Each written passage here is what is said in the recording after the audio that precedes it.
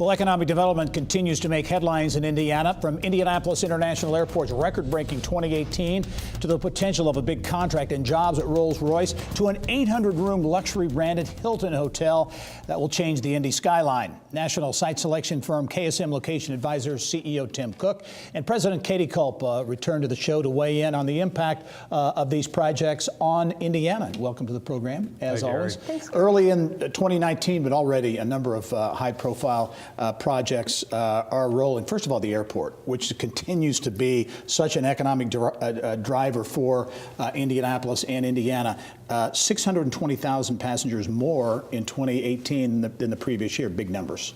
This is a huge accomplishment, and I don't know if people who don't work in this space every day understand what daunting challenges have to be overcome to do that. You're working with this regulated industry, with airport authorities, with airlines. So the increase in passenger volume is huge, and I think will pay enormous dividends for new economic development projects. One of the dings on the Indy market so often has been lack of direct flights, that type of thing. This really helps elevate our stature and make us more attractive for the types of deals we want to go after. And when you talk about those nonstops that we didn't have hardly any 10 years ago or so, now more than 50, and to some important markets, 77% increase in international traffic. There's the Paris nonstop that launched last year, and other nonstops up and down the West Coast, so hitting some key markets. Yeah, and it's important as we're trying to attract companies here, they want to know they can get to and from other cities in one flight.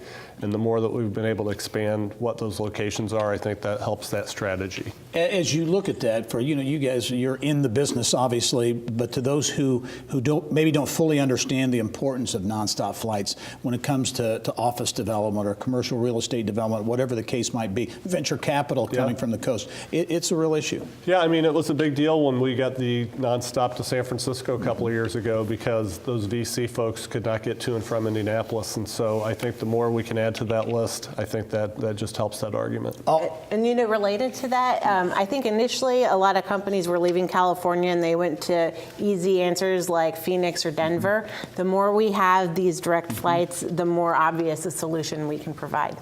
Another big economic development project potentially moving forward is the Indy 11, the big soccer stadium, and multifaceted development that Ursal Ozdemir has planned.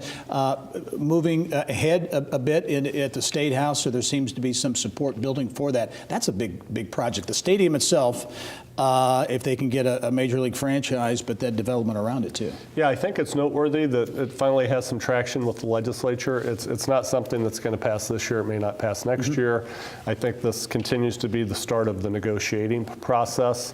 But from an economic development standpoint, if we could have a stadium like that and all of the mixed-use development around it, that could be a real driver. And interesting his approach to Ursal Ozdemir, broadening the ownership group to include 6, 7, 8 additional owners from around the state.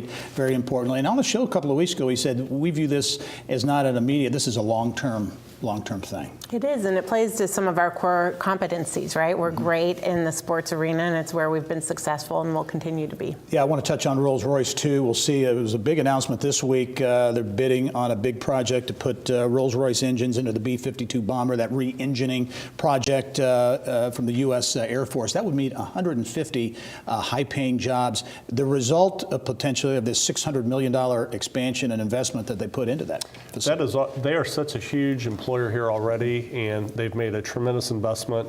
I think we want to see them parlay that, and it's great to see the city, the state, everybody getting behind that to do everything we can to win that contract. In terms of the changing face, literally, if you will, of the city, thought it was interesting in terms of big hotel development in downtown Indianapolis. 2 new hotels were announced last fall in the Pan Am Plaza site. One of them will be a brand new Hilton branded hotel, the Signia, which is a luxury brand catering to a convention and meeting planners. Interestingly enough, Indianapolis, Orlando, and Atlanta are the only 3 markets initially, at least, getting that brand. I think those are great cities to be considered peers with, and I also think having another quality hotel for outsiders to come visit really, again, just adds to our sophistication as a location. It'll add to literally physically to the view, the skyline as well. Yeah, it's going to be a beautiful skyline, and I think the fact that there's enough demand understand that they would build a hotel with that many rooms.